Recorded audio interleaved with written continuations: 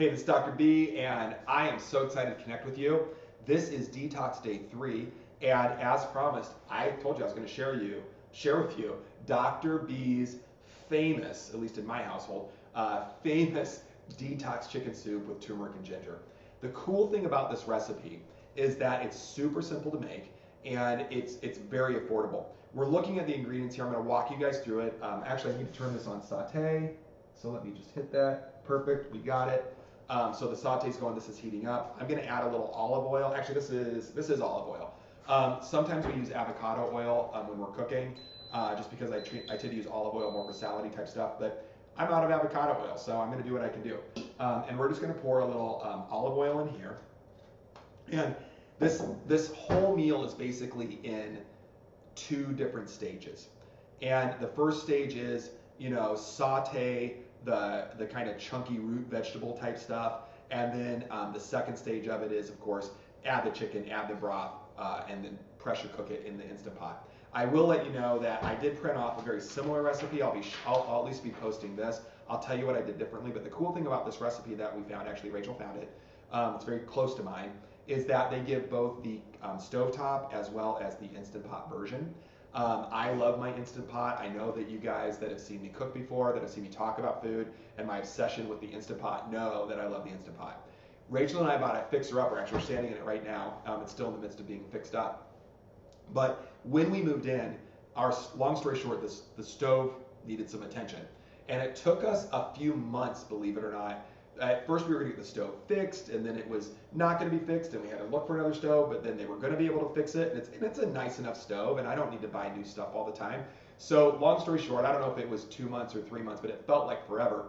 We cooked with this and our oven, and that's all that we had. So anything that you'd think to put on the stove, we were doing in here, and then otherwise we were roasting everything in the oven, and I fell in love with my Instant Pot over that month or two. It was so great. It was so great. So what we're going to do is just jump right in. I do want you to know that everything that's on this table right now, with the amount that we're going to be using, we have about $18 into this meal, or into all of these ingredients. Almost everything is organic. So I do want you guys to know that dollar amount could actually come down a little bit. Rachel and I try to get everything organic that we can, for lots and lots of reasons. I know that you guys know that we were dealt some bad genetic cards, so we have to watch our health very, very carefully, especially with our autoimmunities. So one of the things that we do is we just make sure to buy organic if we can. However, I wanted to point out a couple of things on our item list here. Spinach and celery are absolutely mandatory that you get organic if you're going to eat it. There's not many foods that are on the list of absolutely get it organic. Don't eat it if you're not going to get it organic. Spinach and celery are on that list. And there's a few other things on that list. In fact, it's called the Dirty Dozen, and it's published annually by the Environmental Working Group, EWG.org. It's free. Go to their website. You can download the Dirty Dozen. These 2 are on there, along with some, grapes and berries and things like that. And then they also have the Clean 15. That's, hey, if it's on the Clean 15, doesn't matter if you buy it organic or not organic. The toxic load is very low, and the nutrient density is very high. So that's a great way to save money and to make those decisions. If you can't commit to all organic with everything for various reasons, either availability at your local market or financial reasons, which is real, just make sure to get the Dirty Dozen, make sure to get that organic, and the Clean 15 you can take some liberties on, okay? I'd still say go organic if you can. That's just me. So I want to walk through the ingredients as I put them in. The first thing that we're going to do first thing I'm going to do is add some onions. And as you guys know from my last cook, onions are full of a chemical called allicin. So is garlic. They are from a family of foods from the allicin family. The allium family, and the chemical is called allicin. I messed that up a little bit. So what I like about that is that chemical, allicin, boy, I'm going to get this right yet. I am male and can do one thing at a time. I really shouldn't be talking and cooking. I just want you guys to know that. But onion and garlic are very full not only of antioxidants and those pieces, but they're very antimicrobial. So pathogens don't like them. Certainly they help with all sorts of things like cardiovascular disease, lowering blood pressure. There's evidence that it lowers cholesterol. There's a million and one reasons to have garlic and onions, and there are a few reasons not to for certain people, but overall, overwhelmingly, this is a good place to start. So we always want to put the onions in, and then I always start adding the hard vegetables as well. I like to cook this for just a second. So we added garlic and onions. It was a couple cups of onions, I should have said this, and I don't know how much garlic. I would say like 3 or 4 cloves. I have one nice turmeric root. I have actually never cooked with turmeric root before. I've always used the spice, the ground up spice, or the pre-ground spice. So this is kind of new for me, so I'm kind of excited. Rachel found it at the store, and I would say that, it was like $5 for a bunch of the turmeric, but we probably have about, I don't know, 50 cents worth of turmeric in here, maybe a bit less. And I'm going to add that in and saute that with everything else that's on our Instant Pot. Turmeric, of course, is anti-inflammatory. It's an antioxidant. It can regulate the immune system. And I know I said anti-inflammatory, and I said it so quickly. It's one of the most potent anti-inflammatories that's out there. It systemically helps lower inflammation. It regulates the immune system. So this is really important for my autoimmune patients, my Hashis, lupus, rheumatoid patients. We got to keep that inflammation down as much as possible. Not to mention people just suffering from different types of pains, arthritis, osteoarthritis even, and then certainly, muscular pain, etc. Turmeric can help quite a bit with that. Not to mention, turmeric is also very beneficial for cognitive health, heart health, digestive health, the list goes on and on. Celery is also wonderful. It's good for fiber, and I love celery for fiber. And there's a million and one reasons to have celery as well. Celery, not only with the fiber and the flavor, celery also is full of a chemical called celerin. And celerin, when you look it up, it's one of the most active and effective chemicals that we can use to calm the tummy. Get rid of GI symptoms. You can tell I'm a dad, calm your tummy. Right? Let's calm down that tummy. But people that are nauseated, people having IBS, IBD, besides the turmeric helping with that, the celerin in that celery is really going to help with that. That fiber in all of these root vegetables, all of these fibers are going to really help feed our microbiome. And of course, for the detox, the microbiome and fiber are super, super important. And so we're one more time, we're feeding it all the right way. Then I'm going to take a little bit of, this is actually some ginger, so this is ginger root. A lot of times I will cook with, again, ground up ginger. This one I chopped up, and again, you can buy that at your market. And just add that in, it's going to be a good flavor. I like a lot of ginger. This particular recipe, I think, called for, a tablespoon. I probably did a little over a tablespoon there. It's going to be very gingery. Ginger is an awesome detox food. It helps open up those channels in the liver, and certainly, again, coming back to that microbiome, the foods that we're eating, our bacteria in our gut are going to eat as well. And good bacteria like to eat healthy food, and bad bacteria like to eat box, can, wrap, packaged, processed junk food, right? And really, it's that simple. There aren't actually many whole foods that bad bacteria even like to live on, right? So feed your body real food, feed your bacteria in your gut real food, and you'll digest food better, GI symptoms will clear up, you're going to detox better. It's all related, right? So this is getting really nice and done now, so this is great. We're going to have carrots in. Carrots are, once in a while people will say things to me like, well, carrots are, high in carbs and sugar, and, maybe it's not good. And I'm like, you know what? I would like to meet, and I've been working with diabetics for a very long time, and I says, I'd like to meet a diabetic that became diabetic from eating too many carrots. Obviously, that's not real, right? It's the same people, these are the same type of people that will tell me that it's expensive, to buy organic food. And, I shared this on a call today, where Harvard actually did a study, and it's about $1.50 more a day per person to eat organic, right? And I just want you guys to know it's not that much more expensive. Again, I want to say we have about $18 in all this. It's going to make us 2 nights for our family worth of food. So I have about $9 a night in feeding a family. And again, that's pretty cheap. I mean, what is that? It's $2.25, a meal. And again, we've got all of the Epic 5 represented here. We've got, of course, vegetables. We got cruciferous vegetables. We've got colorful vegetables. I mean, vegetables, vegetables, vegetables. I love it. We've got healthy fat. Healthy fats all over the place here. We've got healthy proteins, which is great. And certainly we've got a lot of fiber. So I really love this. I didn't put berries in there. I don't have a sweet in here, right? Because this is a savory meal. But I think that you guys get the idea. I also, to this, want to add, the sweet potatoes, like I said. The sweet potatoes, I almost didn't add them in. I cooked my last soup with sweet potatoes. It was super, super good. I got to tell you, that green soup that we made, man, was it good. It was so good. I hope you guys tried it, and I hope that you guys liked it. So again, I'm just kind of stirring everything together. Sweet potatoes are going to give us fiber. They're going to be, full of vitamin A, lycopene, all of that great stuff, antioxidants, all of that great stuff that we want. The sweet potatoes, the colorful vegetables, those that are orange, red, yellow, etc., those are going to be very high in vitamins. These green leafy vegetables, or the green vegetables, they're going to be really high in minerals. Okay, so that's how we can kind of differentiate vitamins and minerals. If it's colorful, this is not totally universally true, but if it's colorful, think vitamins. If it's green and leafy and cruciferous, think minerals, right? There's other chemistry in there as well, and of course, it all has vitamins and minerals. I'm just trying to give you something to think about. So we're actually not going to add the spinach until after it's cooked. Let me just move this out of the way. But what we are going to add before we cook it is just a little bit of salt. I decided I'm going to use a little celery salt instead of my sea salt. And the reason I'm going to do that is that celery salt also has not only salt in it, a little sodium, but it also has celery seed. And I talked about that chemical celerin.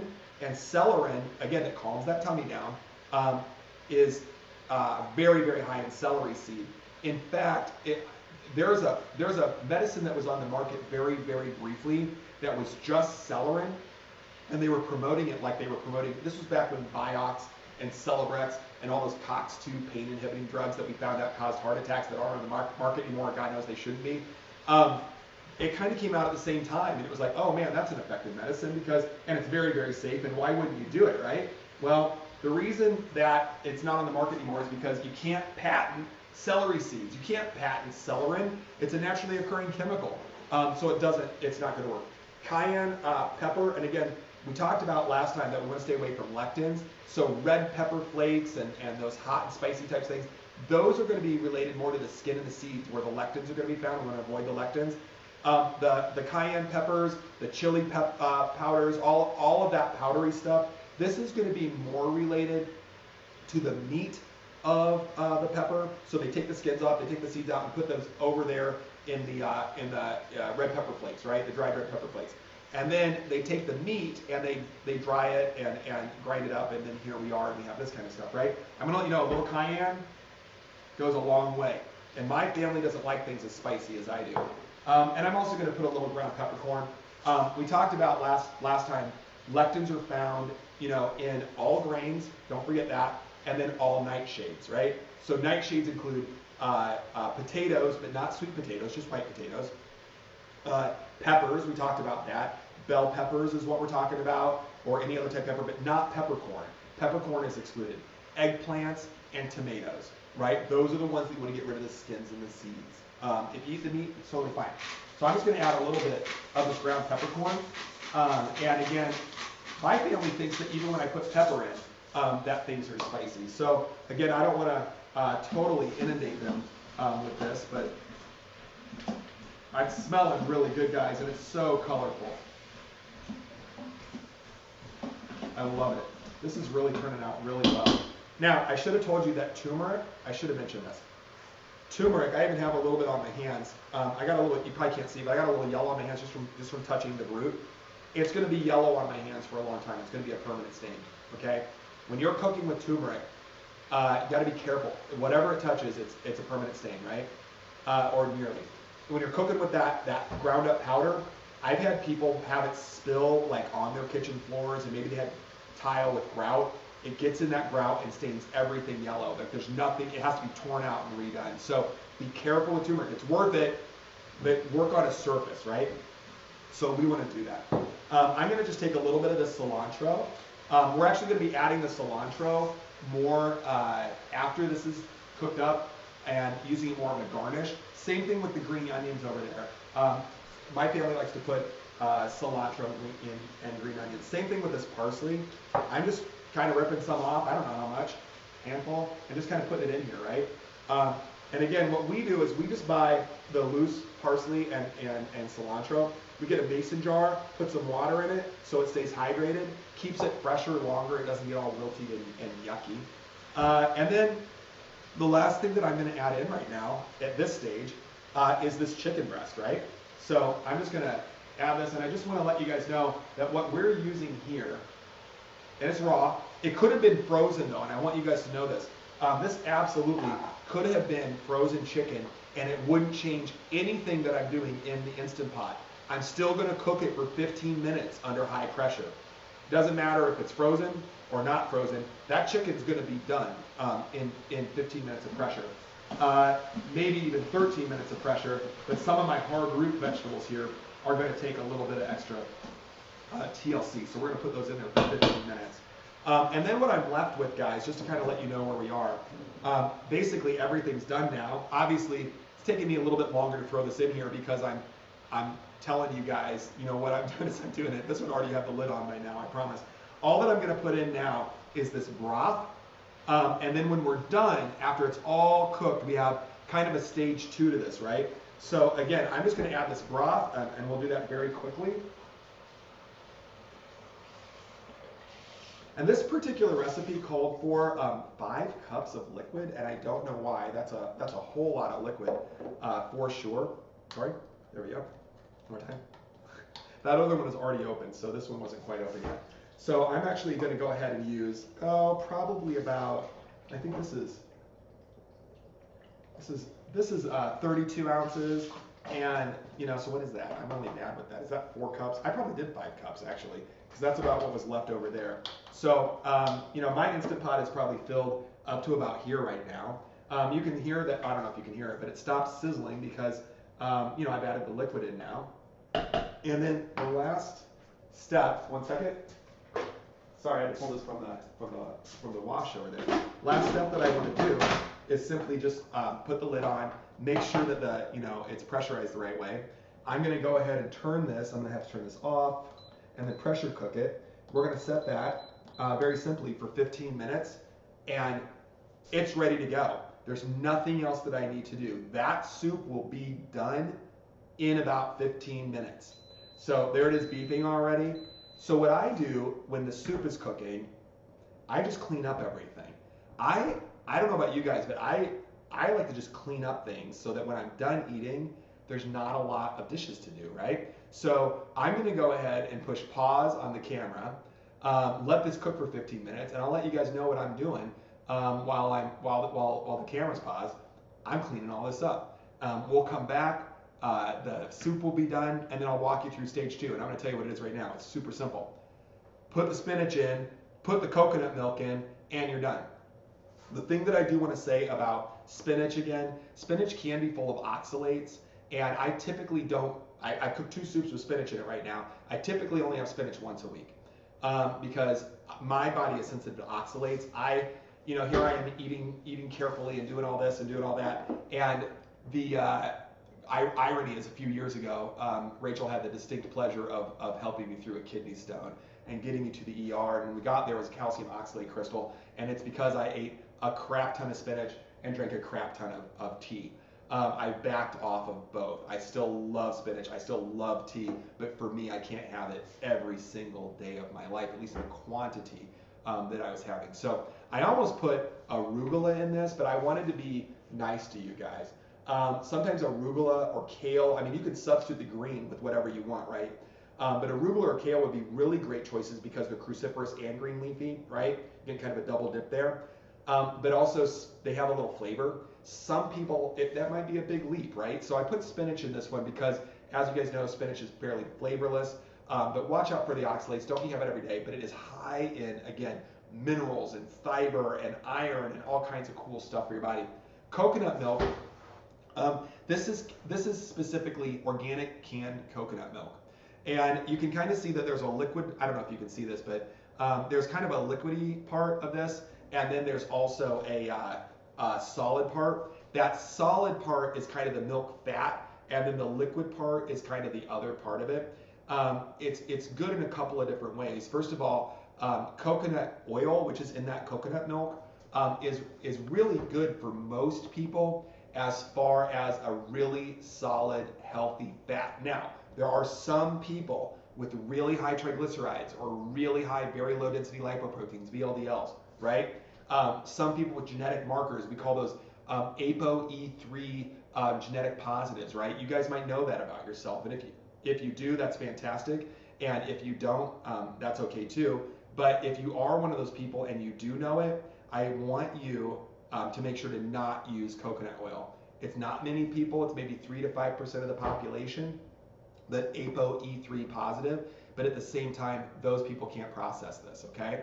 And if you are one of those people, use it very sparingly. So kind of going down that road, the other reason that we had coconut oil in though, is that it's very high in what we call caprylate complexes. And caprylate or caprylic acid is an antifungal, anti-yeast, right? In fact, if you start looking at treating candida, a yeast infection, caprylic acid is one of the best things that you can take. In fact, we have medicines out there built around caprylic acid. It's what we used to use until we found the liver and kidney destroying nystatin and diflucan, right? So ideally stay off of those. Ideally don't let yourself get a yeast infection. But you know, if you do get one, caprylate complexes can serve you quite well. Of course, I can't give medical advice on a video like this, so see your doctor and ask them about it. Anyway, I'm gonna push pause and I'm gonna clean up. We'll come back and finish this soup. Hang on. Hey, welcome back. The soup is done. It smells incredible, and I just wanted to finish this up for you guys. It's so simple. So I've already let the steam out and everything. And so we have our stock here with our vegetables and our spices and our chicken. Oh, the chicken's not in there. In between, like I promised you guys, I cleaned everything up. The soup got done. We pulled the chicken out and we shredded it. And I just want to show you guys that we did that. So all I'm going to do now, you don't have to shred the chicken. I could have cut it up first, but I like shredded chicken. My family likes it. So we're just putting that chicken back in, easy peasy. Rachel is the expert shredder in our house. We're going to add this spinach here, which is great. And that soup is hot enough that this spinach is going to, even though that was, I think about 6 ounces of spinach, and I think that's like two really compact cups. It's going to cook right down. I'm just going to kind of press that down right now, easy peasy, and it's already stirring up in there really well. I'll share some pictures of the final product here, but man, this is almost like food porn just looking at it. I'm telling you, it's great. Last thing I'm going to add, and this is optional. I just want to put this out, is this coconut milk. You can go either way with this. This could just be like a brothy soup. I asked Rachel if she wanted a creamy soup or a brothy soup, if she wanted to go with creamy. So I just have, again, that coconut milk. We get the full fat coconut milk. Go organic. Watch out. There's a number of organic brands that are out there. You want to avoid the ones where they've added sugar. I mean, they add sucrose and sucralose and a number of sweeteners to that. Don't get those. Also, if you can find one without like the stabilizers in it, I mean, essentially what you're going to want is just, full fat coconut milk, and then they'll put something in there, probably guar gum or something, just to kind of keep it together in there. But nonetheless, anything that you're going to buy that's box, can, wrap, package, always make sure that it has the minimum ingredients in it, right? So again, we got a can of full fat coconut milk. We keep that in the fridge when we get it, and it helps the milk and the liquid part of the milk and the hard part of the milk separate a little bit. So if we just want the fatty part, sometimes we just use the fatty part, pull it out and put it in here. And then sometimes, we use the whole thing like we did tonight. So again, I'm stirring this in. It's turned into a really beautifully, the colors in here are just gorgeous. It's orange and green and yellow and I mean, it's just beautiful. I'm pretty proud of this. I hope that it tastes as good as it smells and looks, and I'm pretty sure that it's going to. So nonetheless, I hope you really enjoyed this. I hope that you like this soup. I'd love to hear your thoughts, and as always, I'd love to read your recipes, because I think I know how to make about 3 things, and anything that you guys can teach me would be great. So I love you guys. Listen, stay safe, stay healthy, stay happy no matter what. And man, treat your bodies well. We only get one of these. We don't get to trade it in like a car, right? So treat yourself well. You deserve it. Your family deserves it. Everyone that depends on you deserves it. I love you all, and I'll see you soon.